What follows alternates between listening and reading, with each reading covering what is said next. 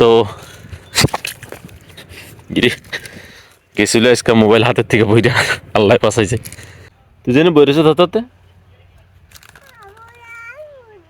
রাফু গেছে গা, তোর থিয়া গেছে গা, তোর রাফু তোর থিয়া গেছে গা, তোর রাফু। হ্যাঁ, তোর নেয় নাই? কি খাইছো সকালে? ভাত খাইছো?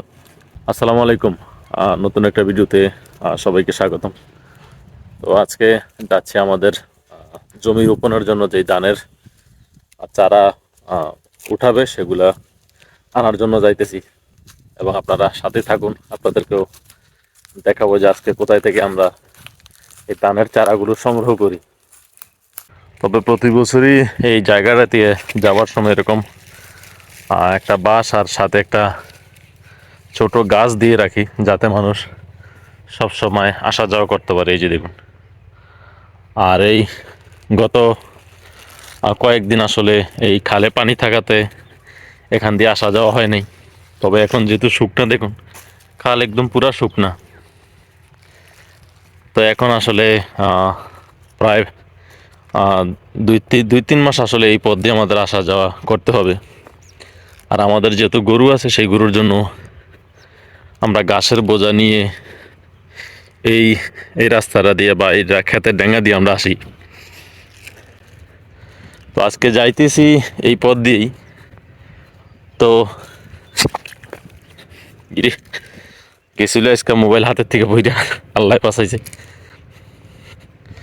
আসলে ক্ষেতের ডেঙ্গাটা এতই চিকুন, দেখুন মানে পা রাখাটাই কষ্ট হচ্ছে। আসলে মানুষ, কিছু কিছু মানুষ আছে, সব মানুষ এরকম না। এই যে ক্ষেতের ডাঙ্গাটা এত চিকুন করছে, এই যে দেখতে পাচ্ছেন, এই যে দেখুন কি পরিমাণ চিকুন। তো এত ক্ষেতের বা জমির ডাঙ্গা এত চিকুন করলে একটা মানুষ হাঁটবে, আর হাঁটতে গিয়ে দেখুন আজকে পড়ে গেছিলাম। আর এই যে দেখুন কিছু কিছু মানুষ ধানের চারা বা জ্বালা যেটাই বলি না কেন, আমাদের এখানে জ্বালা বলে। তো এগুলো দেখুন অনেকে উঠাই নিয়ে আইছে, অনেকের জমি, ওই যে জমি প্রস্তুত করে ফেলেছে, তারা রোপণ করবে। আসলে এখন গ্রামে শুধু কাজ আর কাজ। মানুষ এই সিজনটাতে খুব ব্যস্ত থাকে কাজ কাম নিয়ে।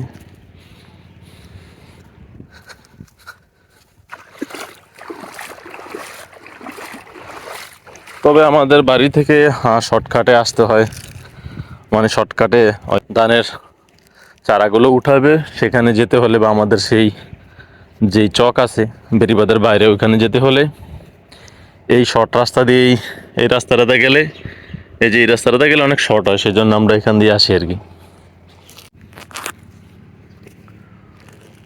আর এই যে এখান দিয়ে পানি আইসা, এখান দিকে আইসা, এখান দিয়ে বের হয়ে তারপরে একদম ওই মাথা পর্যন্ত চলে যায়। প্রতিটা জমিতে পানি এইভাবেই নেওয়া হয় আর কি। দেখতে পাচ্ছেন যে অনেক অনেক জমিতে পানি নিতেছে। এই যে দেখুন, এই পাইপটা দিয়ে পানি যাবে, এই যে এই পাইপটা দিয়ে, এই যে এই পাইপটা দিয়েই পানি যাবে জমিতে। এই যে দেখুন আমাদের গ্রাম, ওইটা হচ্ছে আমাদের গ্রাম।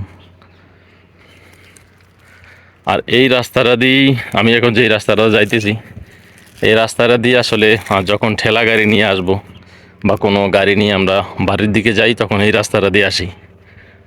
তো যদিও এই যে জমিগুলো লাগানোর পরে তখন আর এই জমির ডেঙ্গা দিয়ে যাওয়া যায় না, তখন আমাদের এই রাস্তা দিয়ে যেতে হয়। তো রাস্তা দিয়ে গেলে অনেকটা সময় লাগে। যদি আমি এই ধান ক্ষেতের জমির ডেঙ্গা দিয়ে যাই, দেখা যাচ্ছে যে 5 থেকে সর্বোচ্চ 10 মিনিট লাগবে। আর এই রাস্তা দিয়ে ঘুরে আমাদের বাড়িতে যেতে হলে কমসে কম 20 মিনিট লাগবে, মানে 10 মিনিট ফারাক। তো হাঁটতে হাঁটতে অনেকটাই চলে আসলাম আমাদের বেরিবাদের উপরে। এই যে এইখান থেকে পানিগুলো ছাড়ে, আর সব এখান থেকে গিয়ে মানুষের ওই যে জমি পর্যন্ত চলে যায়। আর আমার পিছনের এই জায়গাটি দেখতে পাচ্ছেন, এটা হচ্ছে পাম্প হাউসের একটি অংশ। আর আমি যে একটা ভিডিওতে বলেছিলাম যে সুইচ গেট বা পাম্প হাউস যেটা থেকে পানি ছাড়ে, সেটা হচ্ছে ওই যে দেখুন একটা গাড়ি আসতেছে না ওইখানে। তো ওই যে ওইটা হচ্ছে আমাদের এখানে নদী, দনাগদা নদী। তো ওই নদীর পানিগুলো এই পাম্প হাউস বা সুইচ গেটের মাধ্যমে পানিগুলো ভিতরে দেওয়া হয়, আর ওই পানি আবার আমাদের জমিতে বা যার যার জমিতে পানিগুলো নেয় আর কি। যার যার জমিতে পানি নিয়ে তারপর জমি চাষ করে আর কি। তবে এটা একটা সরকারি প্রজেক্ট, সরকারিভাবে পানিগুলো দেওয়া হয় এবং জমির যেই পানির টাকাও নেওয়া হয় সাধারণ যারা জমি চাষ করি তাদের থেকে টাকা নেওয়া হয় আর কি। তবে হাঁটতে হাঁটতে বেশ অনেকটা পথ, প্রায় আমাদের বাড়ি থেকে আসতে 10 থেকে 15 মিনিট লাগে। আর এই যে দেখুন, এই মাঠটাতে একটা সময় ব্লক বানানো হতো। ব্লক মানে আবার ওই যে ভিডিও করে ওই ব্লক না, মানে নদীর কিনার ভেঙে গেলে বা কোথাও নদী ভাঙ্গন হলে এরকম চার কোনাচ্চা আসলে এখানে নাই, নাহলে দেখাইতাম আপনাদের। তো ওগুলা এখানে বানানো হইতো, এখন বানানো হয় না, এখন অন্য জায়গায় বানানো হয়। দেখুন তবে মাঠটাতে ঈদের সময় অনেক প্রচুর মানুষ আসে এখানে ঘুরতে, এবং বিকালবেলা মানুষ আসে দেখতে, ঘুরতে, আড্ডা দেওয়ার একটা জায়গা। দেখতেই পাচ্ছেন কত সুন্দর। তবে এখানে পুরনো বড় বড় দুটো গাছ আছে, এই যে দেখুন, এই কড়ি গাছটা অনেক পুরনো। আর ওই যে আরেকটা হচ্ছে, এটা কী গাছ জানি না, এই গাছটা অনেক পুরনো। আর এইটাই হচ্ছে আমাদের চর, যেখান থেকে আমরা গরুর জন্য ঘাস কাটি বা ধানের চারা রোপণ বা ধানের চারা এখান থেকে উঠাই, বা জ্বালা উঠাই, যেটাই বলি না কেন, এখান থেকে আমরা উঠাই। বা এখানে অনেক মানুষ ধান ক্ষেতও করে, অনেক ধান ক্ষেত করে এখানে। আসলে অনেক প্রচুর ফসল হয়, যেহেতু এটা হচ্ছে আমাদের বেড়িবাঁধের বাহিরে। এই যে দেখুন, এগুলো হচ্ছে নদীর পানি, এই হচ্ছে নদীর পানি।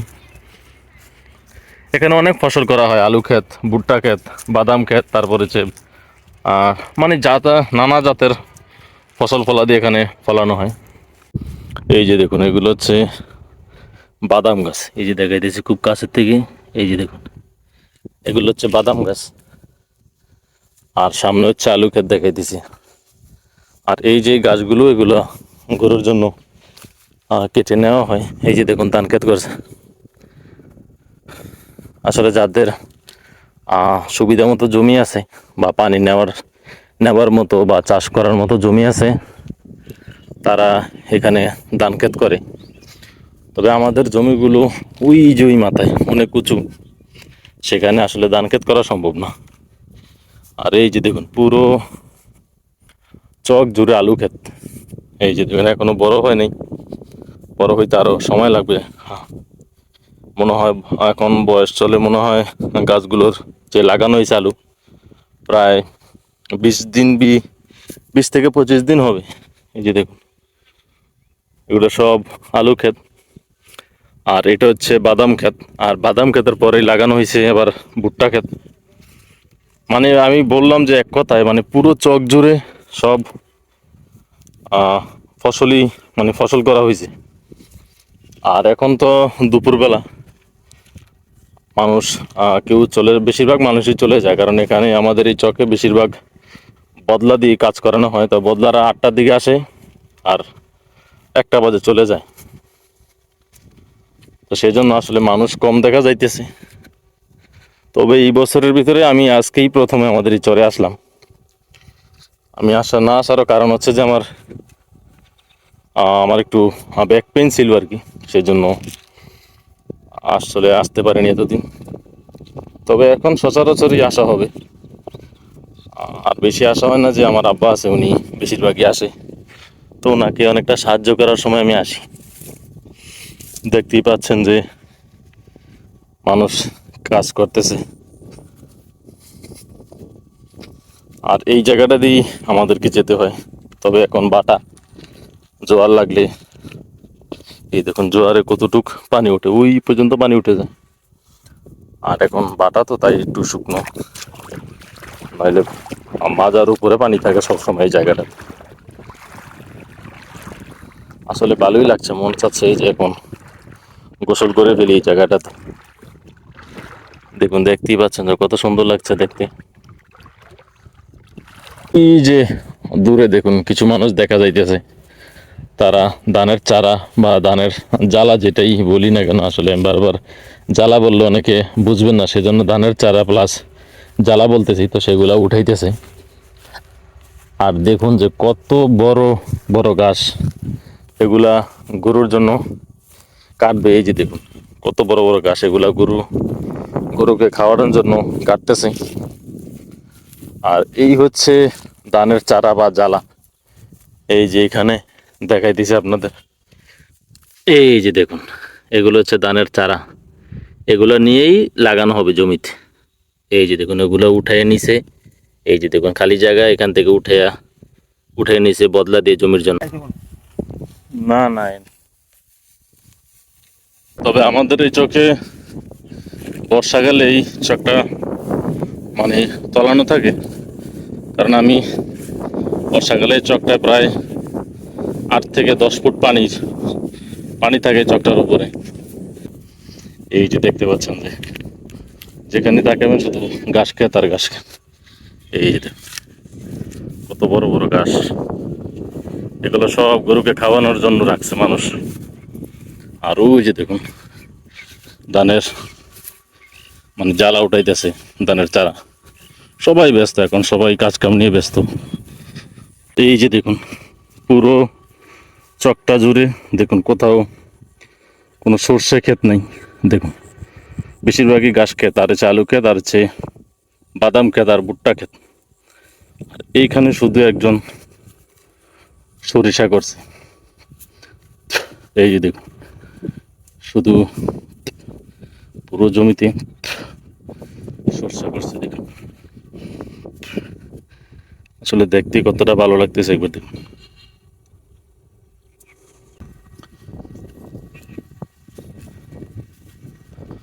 তবে যে যার মতোই কাজ করতেছে, কারো দেখে কারো তাকানোর সময় নেই। কাজটা এরকমই যে কাজ করতে হলে শুধু মানে কাজ করতে আসলে শুধু কাজই করতে হবে, অন্যদিকে তাকিয়ে সময় লস করে লাভ নেই। আর আমার মাথায় হচ্ছে বোঝা, আবারও সেই খালটা দিয়ে আসলাম। আসলে খালটা পারাপার হতেই হবে, দেখুন এই খালটা পারাপার হতেই হবে, নইলে আমি মানে এখান থেকে যেতে পারবো না। আবার অনেকে যদি বলে থাকেন যে এখানে একটা সাঁকো দিলে ভালো হতো, কারণ সাঁকো দেওয়ারও কোনো সিস্টেম নেই, কারণ সাঁকো দিলে বর্ষার পানিতে সেটা ভেসে যাবে। এই যে দেখুন কত বড় জ্বালার বোঝা আমার মাথায়, বা ধানের চারা যেটাই বলি না কেন সেটা আমার মাথায়, সেটা মাথায় ঘুরে যাচ্ছে এখন। আর বেশিরভাগই আমাদের এই চোখে খেয়াল করলে দেখা যাবে আলু ক্ষেত। এই যে দেখুন সব আলু ক্ষেত। তবে গত কয়েক বছরের থেকে এই 2025 সালে আসলে যারাই আলু রোপণ করছে বা আলুর ব্যবসা করে তারা অনেকটা লসের পথে, কারণ এখনও আলু বিক্রি হচ্ছে মানে 10 কেজি 100 টাকা, আর নতুন আলু 4 কেজি দিছে 100 টাকা। আর এটা হচ্ছে আশ্রয় কেন্দ্র, যারা জমিবিহীন বা ঘরবিহীন তাদেরকে সরকারিভাবে এখানে আশ্রয় দিছে। তবে ওনাদের ঘরগুলো অনেক সুন্দর, বিল্ডিং করে দিছে, প্রতিটা একটা রুমের সাথে একটা বারিন্দা, টয়লেট অ্যাটাচড, মানে অনেক সুন্দর। আর এই হচ্ছে আশ্রয়কেন্দ্রের ভিতরের দিকটা। এই যে দেখুন সরকারিভাবে এগুলো বিল্ডিং করে দিছে, প্লাস ঘর, টয়লেট, তারপর হচ্ছে কল, মানে এখানে যাবতীয় যা আছে সব সরকারিভাবে। এই যে দেখুন মানে অনেক সুন্দর করে দিছে ভিতরেরটা। আসলে আমি সময়ের অভাবে আপনাদেরকে দেখাতে পারিনি, তবে পরিবেশগুলো মানুষ ঠিক রাখতে পারে না। এই যে দেখুন কতটা নোংরা করে রাখছে ভিতরের দিকটা, যে যার যার মতো পরিষ্কার রেখে আর ময়লা যার যার মতো ফেলে রাখছে। আসলে এত একটা সুন্দর জায়গা করে দিছে সরকার, কিন্তু সেগুলো তারা ভালোভাবে রাখতে পারে না। আর আমি এই মুহূর্তে হাঁটতেছি আমাদের বেড়িবাঁধের উপরে। আসলে এখন ভর দুপুরবেলা কোথাও গাড়ি নেই, তো আমি হাঁটতেছি, আর এখান দিয়ে হেঁটি ওই যে নতুন ব্রিজ হয়েছে এখান দিয়ে, সেই ব্রিজ দিয়ে পার হয়ে আমাদের জমির কাছে যেতে হবে এই জ্বালার বোঝা নিয়ে। আসলে খুব কাছাকাছি হলে ভালো হতো, কিন্তু অনেক দূর। দেখুন মোটর সাইকেল চালানোর স্টাইলটা পোলাপাইনের, মানে 19 থেকে 20 হলেই পড়ে যেত এই অবস্থা। আসলে মোটর সাইকেল ড্রাইভিং করাটা একটু গতিটা সীমিত রাখলে বা একটু বুঝে শুনে চালালে অ্যাক্সিডেন্টের মাত্রাটা কমে যায়। কিন্তু আমাদের মানে সবার লাগে কিছু পোলাপাইন আছে, মোটর সাইকেলে উঠলে মনে করে যে তারা বিমানে উঠেছে।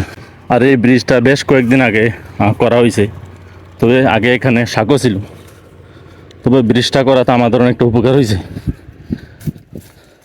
কারণ আগে সাঁকো দিয়ে গেলে দেখা যাচ্ছে অনেক সময় কেলানে পানি বেশি ছাড়লে সাঁকো তলিয়ে যেত, তখন আর যাওয়া যেত না, বা প্রতি বছরই সেটাকে আবার মেরামত করতে হয়।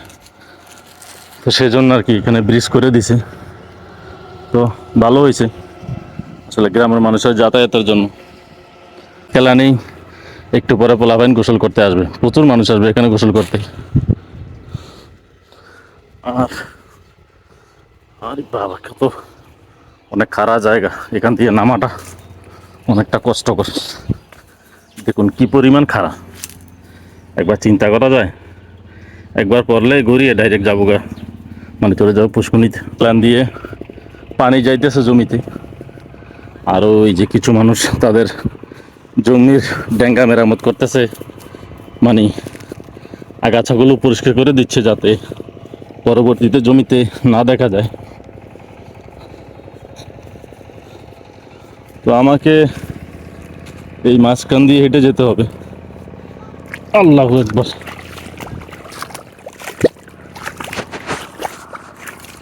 এই হচ্ছে আমার বর্তমান অবস্থা। দেখুন,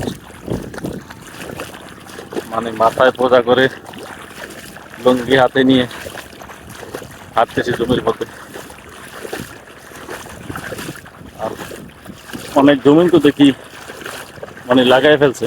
এই যে দেখুন আমাদের জমির পাশের জমিটা দেখুন, গতকালকে দেখছি যে মানে এটা মইটই দিয়ে কাজ করতেছে, আর আজকে দেখি লাগাই ফেলছে। আসলে গ্রামের মানুষ কাজকে কখনো অবহেলা করেন, যে কোনো কাজই হোক সেটা শেষ না করা পর্যন্ত আসলে তাদের ঘুম আসবে না, এরকম একটা অবস্থা। যেমন এই যে আমাদেরটাও বলতেছে, মানে যতদিন পর্যন্ত জমি না লাগানো হবে, মানে ধানের চারা না লাগানো হবে, ততদিন পর্যন্ত আসলে কাজ করতেই হবে। জ্বালা কথা কন, জ্বালা উড়াইছে, ওই যে খেতে না রাখলাম।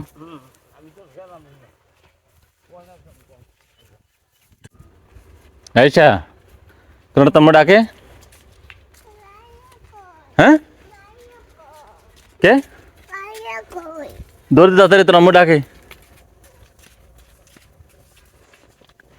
তবে গ্রামের এই কাজগুলো করতে আমার কাছে ব্যক্তিগতভাবে অনেক ভালো লাগে, এবং আসলে যারা এসব কাজ করে তাদেরও অনেকটা ভালো লাগারই কথা। তো ভিডিওটি এ পর্যন্তই। ভালো থাকবেন, সুস্থ থাকবেন, দেখা হবে অন্য একটি নতুন ভিডিওতে। আল্লাহ হাফেজ।